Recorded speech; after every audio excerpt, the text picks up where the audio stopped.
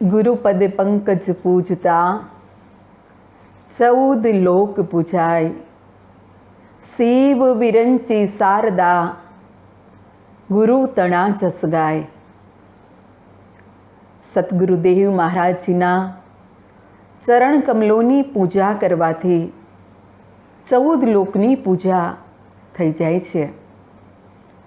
देवोना देव महादेव ब्रह्माजी अने खुद माता सरस्वती मुक्त कंठथी गुरुनी महिमा गाय छे। आज गुरु पूर्णिमानो पावन पर्व छे अने आ पर्व एक शिष्य माटे सौथी महत्वपूर्ण दिवस छे। बधा तहेवारोमां सौथी श्रेष्ठ तहेवार अने मानीतो तहेवार एटले गुरु पूर्णिमा। आजना दिवसे एक शिष्य सतगुरुदेव महाराजजीनी सेवा करी अने गुरु महाराजजीना आत्माने प्रसन्न करी अने आत्मज्ञाननो अलौकिक खजानाने प्राप्त करे छे। आज दिवसे वेदव्यास मुनिना चरणोनी मां बेसीने अनेक ऋषि मुनिओए आत्मज्ञानने प्राप्त कर्युं हतुं अने ए ज बधा ऋषि मुनिओ वेदव्यास मुनिना चरणनी पूजा करे छे। एटले गुरु पूर्णिमा तहेवारने व्यास पूजा पण कहेवामां आवे छे। अने खरेखर जोवा जईए तो आजना दिवसे एक शिष्य 9 प्रकारना नैवेद्य लईने सतगुरुनी पूजा करे छे। ए कया कया नैवेद्य? अबील, गुलाल, कुमकुम, अक्षत, अन्न, धन, वस्त्र, फळ अने फूल। आ 9 प्रकारना नैवेद्यथी सतगुरुदेव महाराजजीनी पूजा थाय छे। संसारमां सतगुरुनुं स्थान अद्वितीय छे, जेनी तोले संसारमां कोई नथी आवी शकतो। एटले सहजोबाईने पण कहेवुं पड्युं, सब धरती कागज करूं, लेखनी करूं वनराय, 7 समुद्र की मसी करूं, गुरु गुण लिखा न जाय। गुरुनी आटली महिमा गावामां आवी छे केम के आ संसारमां सतगुरु जेवा छे जे मानवना जीवनने उत्कृष्ट मार्गे लई जाय छे, भक्तिना मार्गे लई जाय छे, साचो राह बतावे छे। खरेखर मानवनुं मन एटલું डामाडोळ छे, एटલું બધું ભટકેલું છે કે એને અગર સ્થિર કરવામાં કોઈ કાબિલ હોય તો એક સતગુરુ છે। કેમ કે એક ગાય ભેંસ ચારો ચરવા જાય છે તો સાંજ પડે એટલે પોતાની ગમાણ પોતાના ઘરે પાછા આવે છે। એક પશુ પક્ષી પણ દાણા ચણવા જાય છે તો એ પણ પોતે સાંજ થતાં પોતાના માળામાં પાછા આવે છે। પરંતુ આ મન ભટકતું જ રહે છે, એ ક્યારેય પણ પોતાનું નિધામ જે દિવ્ય નેત્ર છે, જે થર્ડ આઈ છે, ભ્રુકુટીનું મધ્ય છે, ત્યાં સ્થિર નથી થતું। આ મન છે એટલું બધું કલુષિત થઈ ગયું છે, એટલું મલિન થઈ ગયું છે। આપણા વસ્ત્ર મલિન થઈ ગયા હોય, આપણા વાસણ મેલા થઈ ગયા હોય તો એને સાબુ અને પાવડરથી ઘસીને તમે ઉજ્જવળ કરી શકો છો। કેમ કે બહાર છે પણ મન તો અંદર છે, એને કઈ રીતે ઉજ્જવળ કરશો? સંસારમાં કોઈ એવા પ્રસાધનો છે જેના દ્વારા આ મનની મલિનતા, એ મન મેલું છે, એને ઉજ્જવળ કરી શકાય? સંસારમાં ચારે તરફ દ્રષ્ટિ દોડાવી પણ મને તો કોઈ એવી જગ્યા નહીં મળી જ્યાં આપણા આ મેલા મનને ઉજ્જવળ કરી શકાય। એટલે રામચરિત માનસમાં ગોસ્વામી તુલસીદાસજી મહારાજે પણ કીધું, મુકુર મલિન નયન બીના, મુકુર મલિન નયન બીના, રામ રૂપ દેખઈ કિમ દીના। મુકુર મલિન અરુ નયન બિહીના, એક તો મનરૂપી દર્પણ એ મેલો હોય, જેની ઉપર એટલી બધી રજ જામી ગઈ છે કે એમાં આપણે આપણો ચહેરો નથી જોઈ શકતા, અને સાથે સાથે નેત્ર ન હોય અને દર્પણ પણ મેલું હોય તો કઈ રીતે આપણે આપણો ચહેરો જોઈ શકીશું? તો આપણે આપણો ચહેરો નથી જોઈ શકતા। એવી રીતે આ મનરૂપી દર્પણ પણ મેલું છે અને જે અજ્ઞાનરૂપી પટ્ટી આપણને લાગેલી છે, એટલે આપણે સચ્ચિદાનંદ સ્વરૂપ એ ઈશ્વરનું દર્શન નથી કરી શકતા. સૌથી નજીક હોવા છતાં પણ સૌથી દૂર આપણે છે. એટલે સજ્જનો, આ મનને પણ જો સદગુરુને સોંપી દેશું, જેવી રીતે કોઈ મોટા શ્રીમંતો હોય છે, તો એ શ્રીમંતો જેની પાસે ઘણા બિસ્કીટો છે સોનાના, ઘણી લગડીઓ સોનાની છે, તો કંઈ પ્રસંગપાત સોનાના બિસ્કીટ કે સોનાની લગડી નથી લગાવતા, લટકાવતા નથી. એ સોનાના બિસ્કીટ હોય, સોનાની લગડી હોય, એને સોનીની પાસે લઈ જાય છે. ત્યાં સરસ મજાના ઘાટ ગળે અને ઘરેણાં બનાવે છે અને પછી એ ઘરેણાંને પોતાના દેહ પર ધારણ કરે છે. એવી રીતે કીધું કે સોના દિયા સુનહાર કો, ગહેના બના દિયા, મન દિયા ગુરુદેવ કો, ખુશાલ બના દિયા. જ્યારે મન ગુરુ મહારાજજીના ચરણોમાં અર્પણ કરીએ છીએ તો આ મનને પવિત્ર અને પાવન એક સદગુરુ કરે છે. સોનીને સોનું આપવાથી ઘરેણાં બનાવી દે છે અને મન ગુરુ મહારાજજીના ચરણોમાં અર્પણ કરવાથી આ મન છે એને પવિત્ર અને પાવન બનાવનાર કેવલ સદગુરુ છે.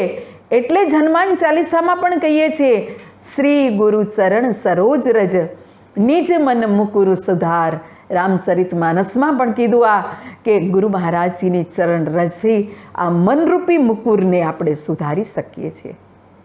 આ જ વાતને શ્રી ગુરુ મહારાજજીના ચરણ કમલોમાં આપણા પ્રેમને, આપણા અનુરાગને પરિપક્વ કરવા માટે આવો આદિગુરુ શંકરાચાર્ય રચિત કે ગુરુ અષ્ટકમ છે એને આપણે સાંભળીએ. ગુરુ અષ્ટકમની અંદર ખૂબ સુંદર બતાવ્યું છે કે જીવનની અંદર કેટલી પણ ઉપલબ્ધિને પ્રાપ્ત કરી લીધી, સાંસારિક અનેક સુખોને પ્રાપ્ત કરી લીધા, પરંતુ જ્યાં સુધી આ મન ગુરુના ચરણોમાં નથી લાગતું ત્યાં સુધી બધું જ વ્યર્થ બતાવ્યું છે. શરીરમ સુરૂપમ તથા વાગલત્રમ,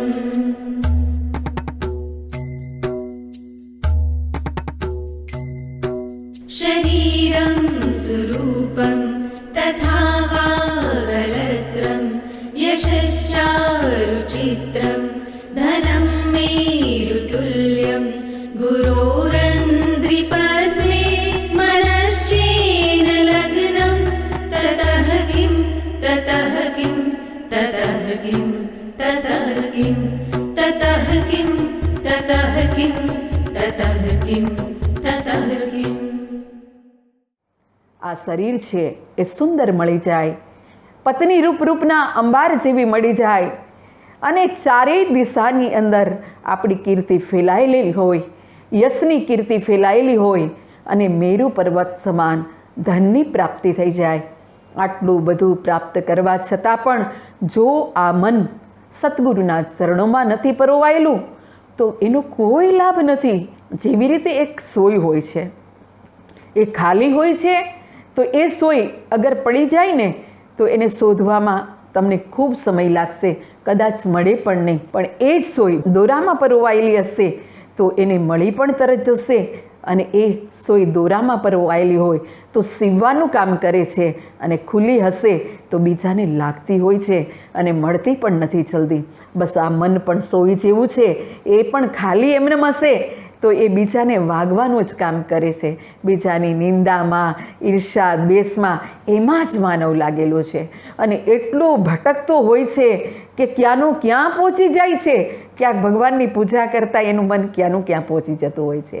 પણ જો આ મન ગુરુચરણોમાં પરોવાયેલું છે તો બે કામ થશે. કેમ કે એ માનવને માનવતાથી જોડશે અને પોતે પણ જ્ઞાન જાણશે અને બીજાને પણ એનો મોકો મળશે. એટલે જ કીધું છે કે સોય અને કાતર બંને એક જ જાતિના છે, પરંતુ સોય નાની હોવી છતાં બેનો જ્યારે ગોદડા સીવે છે તો એને મસ્તક પર લગાવે છે અને કાતર છે એને પગમાં લગાવે છે. કેમ? કાતરનું કામ શું છે ભાઈઓ?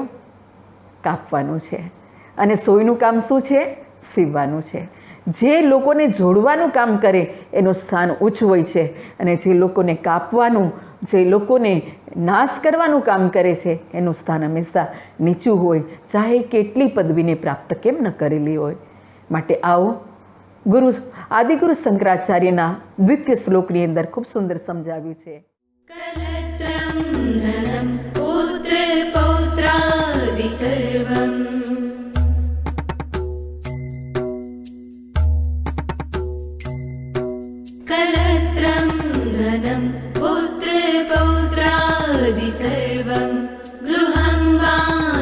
वा सर्वमेतद्विजातं गुरोरन्ध्रिपद्मे मनश्चेन लग्नं ततः किं ततः किं ततः किं ततः किं ततः किं ततः किं ततः किं ततः किं કે છે કે અગર ધનની પ્રાપ્તિ થઈ જાય, પુત્રની પ્રાપ્તિ થઈ જાય, પૌત્રની પ્રાપ્તિ થઈ જાય અને જીવનમાં અનેક સગા સંબંધી મળી જાય, આટલું બધું મળી જવા છતાં પણ આ મન જો ગુરુના ચરણોમાં નથી જોડાયું તો બધું જ વ્યર્થ છે. ગમે એવો મોટો પરિવાર હોય, માનવ ગર્વ કરે છે, પણ રાવણનો કાંઈ ઓછો પરિવાર હતો? કેટલો મોટો પરિવાર હતો, નાતી હતા, પોતા હતા, બધું જ હતા, પુત્ર પૌત્રાદિ બધું જ હતું.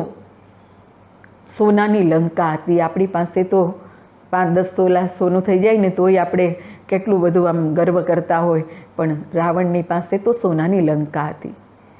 પરંતુ વિચાર કરો, એ રાવણનો પણ નાશ થયો અને એને દીપક પ્રગટાવવા માટે પણ કોઈ નહીં રહ્યું.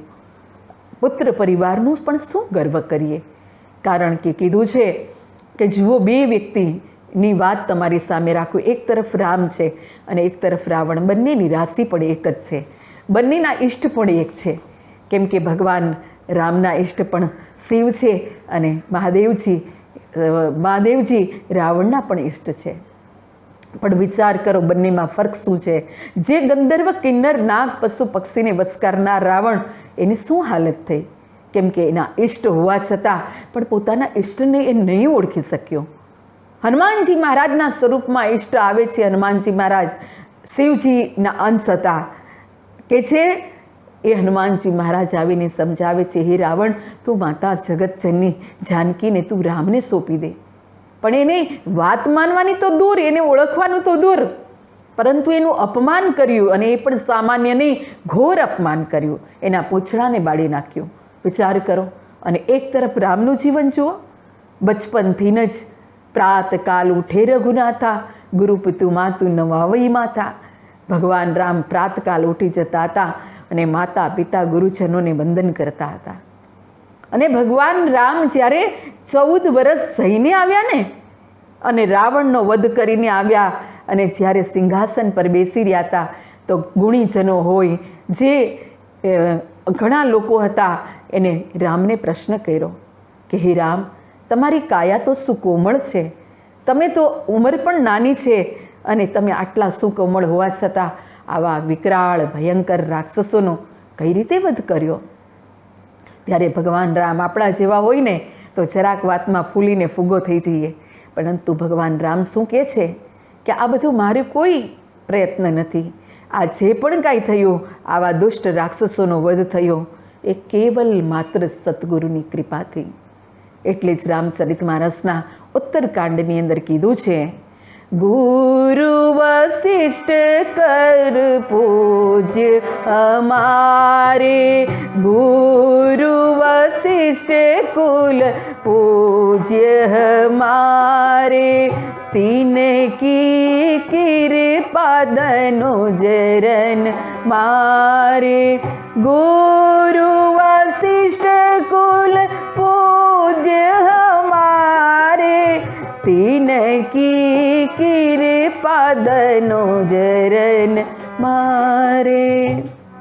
ગુરુ મહારાજજીની કૃપાથી, અમારા કુલગુરુ વશિષ્ઠ મહારાજની કૃપાથી રાવણ, ખર, દૂષણ, કુંભકર્ણ જેવા રાક્ષસોનો વધ કરી શકો. તો વિચાર કરો સજ્જનો, આ શ્લોકો આપણને એ જ સમજાવે છે ગુરુ અષ્ટકમની અંદર કે પુત્ર પરિવાર મળી જાય, ધન મળી જાય, પણ ભાઈ આ એનું ઉપયુક્ત સ્થાન નથી. આ ગુરુનું ચરણ એ જ એક ઉપયુક્ત સ્થાન છે. એટલે તૃતીય ગુરુ અષ્ટકમની અંદર બહુ સરસ બતાવ્યું છે. षडङ्गादिवेदो मुखे शास्त्रविद्या,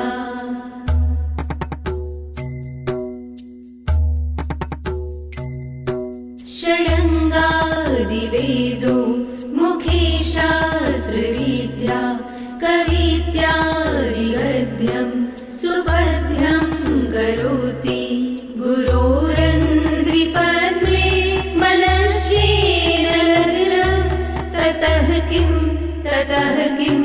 ततः किं ततः किं ततः किं ततः किं ततः किं ततः किं।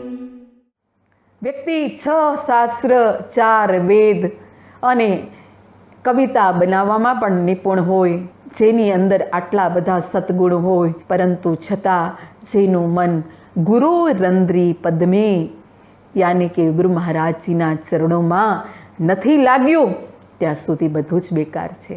એટલે કીધું પણ છે, ક્યા હુઆ વેદો કો પઢકર ભેદ કુછ જાના નહીં, આત્મજ્ઞાન જાને બિના જ્ઞાની તો કહેલાતા નહીં. ગમે એટલી વિદ્વતા પ્રાપ્ત કરી લઈએ, પણ જ્યાં સુધી આ મન આસક્ત નથી ગુરુના ચરણોમાં, ત્યાં સુધી બધું જ વ્યર્થ છે. એટલે ગુરુ અષ્ટકમના ચતુર્થ શ્લોકની અંદર બહુ સરસ કીધું છે, વિદેશેષુ માન્ય સ્વદેશેષુ ધન્ય.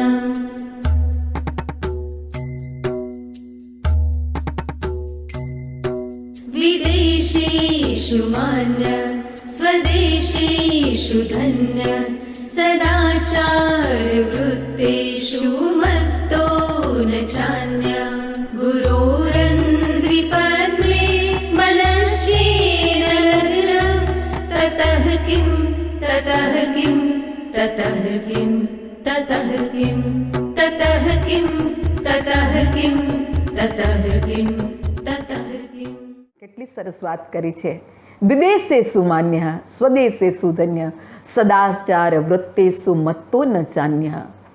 વિદેશની અંદર માન હોય, આપણા દેશની અંદર લોકો જય જયકાર કરીને જેનું સ્વાગત કરતા હોય, આટલું બધું કે છે, જેનું માન સન્માન હોય, અને બધું મળી જવા છતાં પણ જે વ્યક્તિનું મન સતગુરુના ચરણોમાં નથી લાગ્યું, તો આ માન સન્માન આ કીર્તિ આ બધું શું કામનું? એટલે તો કીધું છે કે આ બહારી જે સાધનો છે, બહારી જે માધ્યમો છે, એ ક્ષણભંગુર છે, અલ્પ સુખ છે. અને આ અલ્પ સુખ છે, ક્ષણભંગુર છે, એમાં આપણે શાશ્વત સુખને શોધવા જઈએ છીએ. જે કે આ કેવું ગણિત છે, જેની અંદર જે અલ્પ સુખ છે, ક્ષણભંગુર છે, એની અંદર શાશ્વત સુખ કઈ રીતે મળી શકશે? લૌકિક સુખની અંદર આપણે અલૌકિકતાની સુગંધ શોધીએ, ક્યાંથી મળવાની અલૌકિકતાની સુગંધ? મળી જ નહીં શકે. એટલે સંતો કહે છે કે ભાઈ, જીવનમાં ગમે એટલું માન મળી જાય, ગમે તે મળી જાય, પણ હું તમને એક વાત બતાવું. કોઈ વ્યક્તિને સ્વિમિંગ કરવું છે, તરવું છે, એને કોટ પહેર્યો હોય, હેલ્મેટ પહેર્યો હોય, બૂટ મોટા મોટા પહેર્યા હોય, હાથમાં ઘરેણાં પહેર્યા હોય, શું એ વ્યક્તિ સ્વિમિંગ કરી શકશે, તરી શકશે? તો આપ લોકો કહેશો નહીં. જ્યાં સુધી આ બધી વસ્તુનો ત્યાગ નહીં કરે, ત્યાં સુધી એ તરી નથી શકતો. તો સામાન્ય તરવા માટે નદીને, એના માટે પણ આ બધી ભૌતિક વસ્તુનો ત્યાગ કરવો પડશે. તો આપણે પણ એ પરમપિતાના ઈશ્વરના પાવન નામમાં જો મન લગાવવું હશે, તો આ બધી વસ્તુનો ત્યાગ મનથી કરવો પડશે. આ મન સતગુરુના ચરણોમાં જ્યાં સુધી નહીં જોડાય, ત્યાં સુધી બધું જ વ્યર્થ છે. આ સંસારમાં ગુરુ જ એક આધાર સ્તંભ છે, ગુરુ જ એક પરમ લક્ષ્ય છે. એટલે જ ગુરુ અષ્ટકમના પંચમ પદની અંદર બહુ સરસ કીધું છે, ક્ષમા મંડલે ભૂપ ભૂપાલ વૃંદે.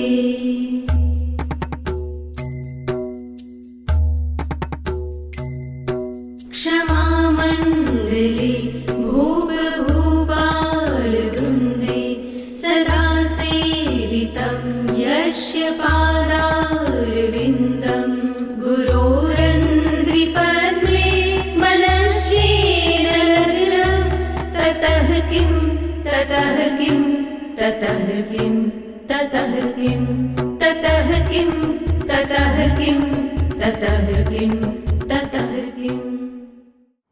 જે સન્માનિત ગણમાન્ય વ્યક્તિના ચરણ નિત્ય જેની પૂજા મોટા મોટા રાજાઓ અને મહારાજાઓ કરતા હોય, આટલું સન્માન સંસારમાં મળતું હોય, પણ જેનું મન સતગુરુના ચરણમાં નથી લાગેલું, તો આ બધું કોઈ કામનું નથી. રૂપ, રૂપિયા અને રજવાડું બધું જ અહીં રહી જવાનું છે. એટલે કીધું છે જીવનમાં જ્યાં સુધી મનને પ્રભુના ચરણોમાં નહીં લગાવીએ ત્યાં સુધી બધું જ વ્યર્થ છે. એટલે કીધું રૂપ પાયા કામ કા, પ્રતાપ દિનકર કા લિયા, ક્યાં હુઆ ઇતના હુઆ જો નામ રઘુવર કા ન લિયા. કામદેવ જેવું રૂપ મળી ગયું, હરિશ્ચંદ્ર રાજા જેવું શીલ મળી ગયું અને ગણપતિ જેવું સંસારમાં માનને પણ પ્રાપ્ત કરી લીધું. પરંતુ જ્યાં સુધી જીવનમાં આ મનને ભગવત ચરણોમાં ન લગાવ્યું ત્યાં સુધી બધું જ વ્યર્થ છે. એટલે જ ગુરુ અષ્ટકમના આગળના પદની અંદર પણ બહુ સરસ બતાવ્યું છે. यशो मे गतं दिक्षुदान प्रतापा,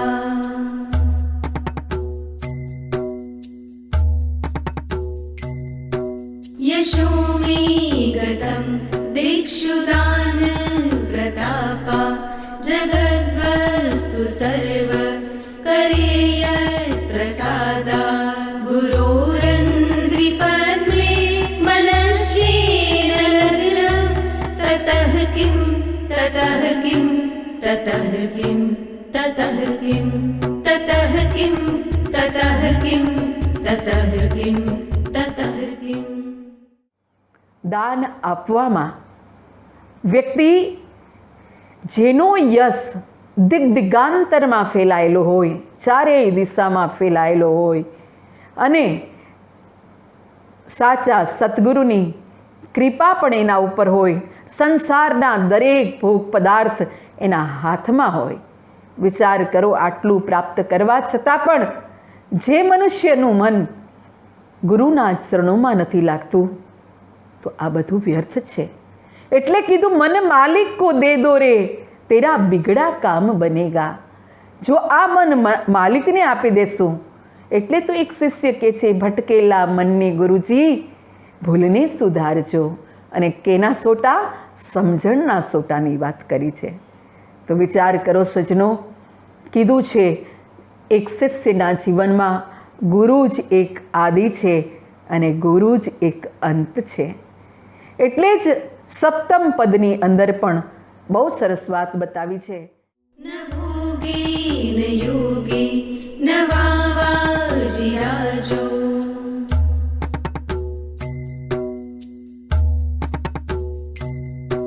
ન ભોગે ન યોગે ન વાવાજીરાજો, કાંતા સુખે નૈવ વિત્તેષુ ચિત્તમ, गुरोरन्ध्रिपद्मे मनश्चेन लग्नं, ततः किं ततः किं ततः किं ततः किं ततः किं ततः किं ततः किं ततः किं. જેનું મન ભોગ, યોગ, રાજ્ય, અશ્વ, સગા સંબંધી સંસારના કોઈ પણ ભોગ પદાર્થમાં નથી, બધેથી મન જેનું અનાસક્ત છે, પણ છતાં પણ જેનું મન ગુરુના ચરણોમાં નથી લાગ્યું તો આ બધું પ્રાપ્ત કરવા છતાં પણ બધું વ્યર્થ છે. દાનવીરતાની વાત આપણે કરીએ તો અનેક એવા દાનવીરો થઈ ગયા. શેઠ સગાળસા, ભામાસા, ત્યાર પછી દધીચી ઋષિ, એને તો પોતાના હાડકાનું દાન કર્યું, પોતાના શરીરનું વજ્ર બનાવવા ઇન્દ્ર માટે, કારણ કે વૃતાસુર રાક્ષસને મારવાનો હતો. મૂર્ધ્વજ રાજાએ પોતાના અડધા અંગને વેરાવ્યું હતું. વિચાર કરો કેવા કેવા દાનવીર થઈ ગયા. કર્ણના દાનની પ્રશંસા તો સ્વયં ભગવાન કૃષ્ણએ કરી હતી. અર્જુનની સામે જ્યારે પ્રશંસા કરે છે કે હે અર્જુન, આ સંસારમાં કર્ણ જેવો કોઈ દાનવીર નથી. એટલે અર્જુન કહે છે પ્રભુ, મારા ભાઈ પણ તો દાન કરે છે, પણ તમે એનું નામ કેમ નહીં લીધું? યુધિષ્ઠિર મહારાજનું અને કર્ણનું કેમ લીધું? ભગવાન હસવા લાગ્યા. કહે છે ચાલ અર્જુન, આપણે પરીક્ષા લઈએ.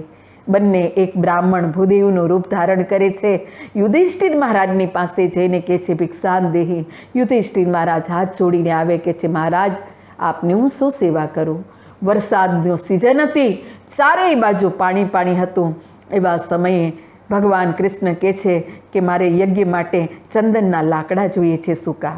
યુધિષ્ઠિર મહારાજ કહે છે વરસાદમાં બધું જ પલળી ગયું છે, સૂકા લાકડા નથી. તમે કહો ને તો સોનું આપું, ચાંદી આપું, હીરા આપું, મોતી આપું, તમે જે કહો એ આપું, પણ મારી પાસે સૂકા લાકડા નથી.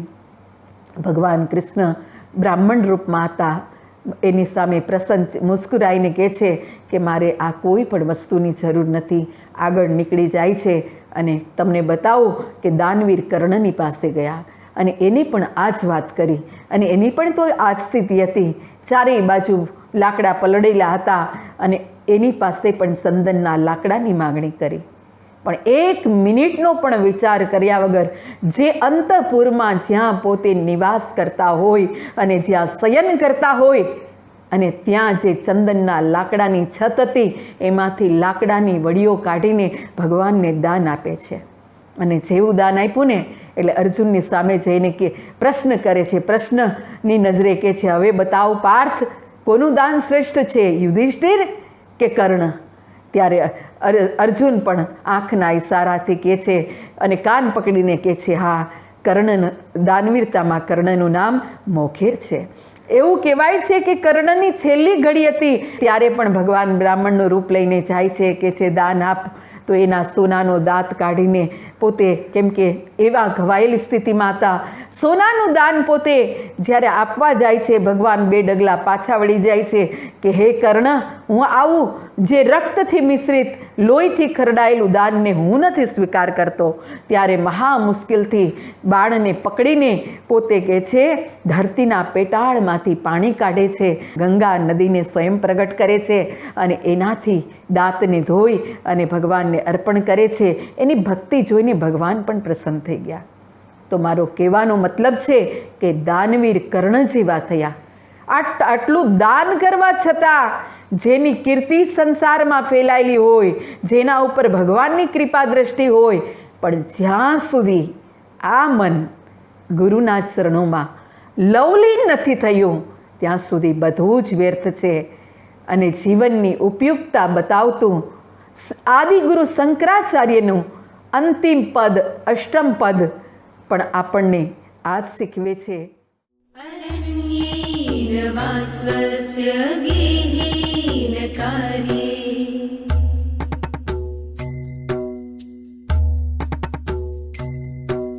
अरण्येन वा स्वस्य गेहेन कार्ये न देहे मनोवर्तते न त्वनन्या गुरोरन्ध्रिपद्मे मनश्चेन लग्नम् ततः किं ततः किं ततः किं ततः किं ततः किं ततः किं ततः किं ततः किं. જેનું મન વનમાં નથી, જેનું મન પોતાના વિશાળ ભવનમાં, પત્નીમાં, ધનમાં, કોઈ પણ વસ્તુમાં આસક્ત નથી અને કે છે પાપથી રહિત હોવા છતાં પણ જેનું મન ગુરુના ચરણોમાં ન લાગ્યું તો બધું જ વ્યર્થ છે. આ જે 8 પંક્તિઓ છે, ગુરુ અષ્ટકમ છે, એ બધી પંક્તિઓનો મુખ્ય ભાવાર્થ જ એ છે કે તમારા મન સ્વાર્થમાં, સંસારના દરેક ભોગ પદાર્થમાં લાગ્યું હશે, ધનની અંદર હશે, રૂપની અંદર હશે, ઐશ્વર્યની અંદર હશે, બધું પ્રાપ્ત કરવા છતાં આ મન જો ગુરુ ચરણોમાં નથી લાગ્યું તો કંઈ નથી કર્યું. આમ જોવા જઈએ તો સદગુરુ મહારાજનું પૂર્ણ શરીર છે એ વરદાયી છે, અલૌકિક છે, પરંતુ ચરણોની મહિમા તો અલગ જ ગાવામાં આવી છે. શ્રી ગુરુ ચરણોનો મહિમા અનુપમ છે, અદ્વિતીય છે. ગુરુ ચરણોમાં એટલે તો મસ્તક ઝુકાવવામાં આવે છે. જેમ એક લોખંડ હોય છે એ જ્યારે ચુંબકની નજીક જાય છે તો ચુંબકીય શક્તિને પ્રાપ્ત કરે છે. એક શિષ્ય પણ જ્યારે ગુરુના ચરણોમાં પોતાનું મસ્તક ઝુકાવે છે ત્યારે ગુરુ મહારાજજીની જે અલૌકિક રૂહાની શક્તિ છે એને પોતે પ્રાપ્ત કરે છે. એટલે જ સજ્જનો ગુરુ ચરણોનું ખૂબ મહત્ત્વ બતાવ્યું છે. જેણે પોતાના જીવનમાં કંઈક પ્રાપ્ત કર્યું છે એવો કયો ખજાનો છે જે ગુરુ ચરણોમાં નથી? સંસારના એવા કયા સુખ છે જે ગુરુ ચરણોમાં નથી. આટલી મહિમા ગુરુ મહારાજજીના ચરણોની ગાવામાં આવી છે. એટલે બહુ સરસ કીધું છે, ગુરુ હરેક સવાલ કા જવાબ હે, गुरु हरेक मुश्किल की युक्ति है, गुरु ज्ञान के भंडार है, गुरु पथ प्रदर्शक है, गुरु एक प्यारा सा एहसास है, गुरु ज्ञान की वाणी है, गुरु एक हमारे जीवन में चमत्कार है, गुरु हमारे मित्र है, गुरु भगवत स्वरूप है, गुरु आध्यात्म की परिभाषा है. बाकी तो तमने समझाયું હશે કે આપણા જીવનમાં ગમે એવા પ્રશ્ન છે ને એના બધાનું સોલ્યુશન સમાધાન સદગુરુની પાસે હોય છે. આપણા જીવનમાં ગમે એવી મુશ્કેલી હોય ને પણ એ મુશ્કેલીમાંથી પણ યુક્તિથી મુક્તિ અપાવનાર એક સદગુરુ હોય છે. પથ પ્રદર્શક પણ એ જ છે. પણ એક કડી જેના વિશે હું તમને ફોકસ એના ઉપર પ્રકાશ પાડવા ઈચ્છીશ, એ કઈ? ગુરુ હમારે જીવન કા ચમત્કાર હે. એ કયો ચમત્કાર બતાવે છે? ધ્યાનથી સાંભળજો જે હું કહેવા માંગુ છું, કારણ કે એ એવો જીવનમાં ચમત્કાર બતાવે છે જે દુનિયાના કોઈ વ્યક્તિ નથી બતાવતા, આપણી અંદર જ. કારણ કે સંત બ્રહ્માનંદજી પુષ્કર દેશની અંદર થઈ ગયા. એ કહે છે મારા ગુરુ મહારાજજીએ એવો ચમત્કાર મને બતાવ્યો. એમના એક ભજનની અંદર બહુ સરસ બતાવ્યું છે, अचरज देखा भारी रे साधो, अचरज देखा भारी रे, अचरज देखा भारी रे साधो, अचरज देखा भारी रे, बिन भूमि एक महल बना है, तामे ज्योत उजियारी रे, अंधा देख देख सुख पावे, बात बतावे सारी रे. મારા ગુરુ મહારાજજીએ એવું આશ્ચર્ય બતાવ્યું. વગર ભૂમિનો મહેલ છે અને એ મહેલમાં એક જ્યોતિ છે, દિવ્ય જ્યોતિ. અને એને કોણ જોઈ રહ્યો છે? એક સુરદાસ વ્યક્તિ, નેત્રહીન વ્યક્તિ જોઈ રહ્યો છે. બીજો અચંબો, બીજું આશ્ચર્ય, બીજો ચમત્કાર એ બતાવ્યો કે એક ગગન મંડળની અંદર ઊંધો કૂવો છે, એમાંથી દિવસ અને રાત અમૃત ઝરી રહ્યું છે.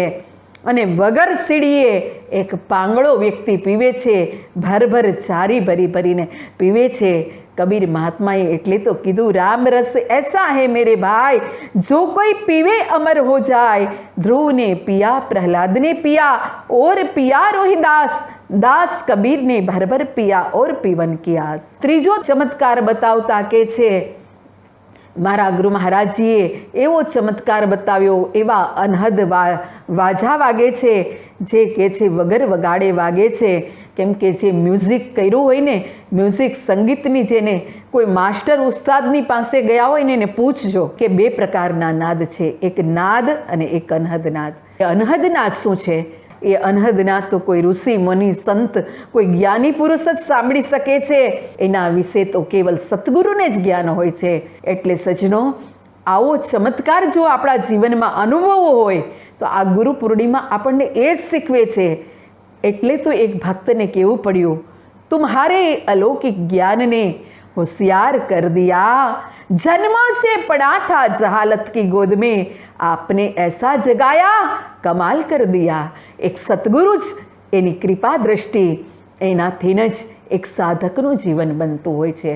એટલે સજ્જનો, એટલે જ શાસ્ત્રોની અંદર વર્ણન છે કે તન, મન અને ધન ગુરુ મહારાજજીના ચરણોમાં અર્પણ કરવું જોઈએ. આ ગુરુ પૂજાના દિવસે એટલે જ કીધું છે કે જે શિષ્ય તન, મન, ધન ગુરુ મહારાજજીના ચરણોમાં અર્પણ કરે છે અને ખુશીનો, જ્ઞાનનો, ભક્તિના ખજાનાને પ્રાપ્ત કરે છે. એટલે કીધું પણ છે, એ મને વાલું લાગે, મને પ્યારું લાગે ગુરુજીનું નામ, તન મન ધન ગુરુના ચરણોમાં, ચરણોમાં ગુરુના ચરણોમાં ગુરુના ચરણોમાં. આપણા મનમાં પ્રશ્ન થશે કે તન મન ધન ગુરુના ચરણોમાં શા માટે અર્પણ કરવામાં આવે છે? ભાઈ, ખરેખર તમે ઊંડો વિચાર કરશો ને તો તમને ખ્યાલ આવશે. આ તન મન અને ધન એ જ સંસારમાં દુઃખદાયક છે. માણસનું શરીર રોગોથી ઘેરાઈ જાય છે તો દુઃખી થાય છે. અનેક પ્રકારે આ શરીરથી પણ દુઃખી વ્યક્તિ થાય છે. અને મન છે, માણસની પાસે બધું જ હોય પણ મનથી પરેશાન હોય તો એને તમામ સુખો મળવા છતાં પણ દુઃખી રહે છે. અને જો આપસમાં ભાઈઓ, સંસાર, પરિવારની અંદર ગમે એટલો પ્રેમ હોય પણ તમને ખબર છે, જ્યાં ભાઈ ભાગલા થાય ને ધનના તો આપસમાં કંકાસ થાય છે. ધન, મન અને ધન આ ત્રણ શૂળ છે, કાંટારૂપ છે. પણ જો સદગુરુને સોંપી દઈશું ને અને જ્યારે એના ચરણોમાં, તો આપણે સુખ, શાશ્વત સુખ, પરમ શાંતિનો માર્ગ પ્રાપ્ત કરીશું. એટલે હું આપ લોકોને એ જ કહીશ, આવો એવા સદગુરુના ચરણે, જેના ચરણોમાં આવવાથી આપણે આવો અલૌકિક ખજાનાને પ્રાપ્ત કરી શકીએ છીએ. માનવ ઉત્થાન સેવા સમિતિ એક એવી સમિતિ છે જેના પ્રણેતા છે મહાન માનવતાવાદી સદગુરુદેવ શ્રી સતપાલજી મહારાજ. તમે પણ તમારા જીવનમાં એ આત્મજ્ઞાનને પ્રાપ્ત કરવા ઈચ્છતા હોય, આ મનને જો ગુરુચરણોમાં લગાવશો તો સંસારના તમામ સુખોને આપણે અવશ્ય પ્રાપ્ત કરી શકીશું. શાશ્વત સુખને પ્રાપ્ત કરી શકીશું, સાચી શાંતિને પ્રાપ્ત કરી શકીશું. આવો ગુરુ પૂજાનો એ જ સંદેશ છે. સાચા સદગુરુના ચરણોમાં આપણા જીવનને લગાવી અને પરમ શાંતિ, આત્મજ્ઞાન, બ્રહ્મજ્ઞાનને પ્રાપ્ત કરી જીવનને સફળ બનાવીએ. બોલીએ શ્રી સદગુરુદેવ મહારાજ કી જય.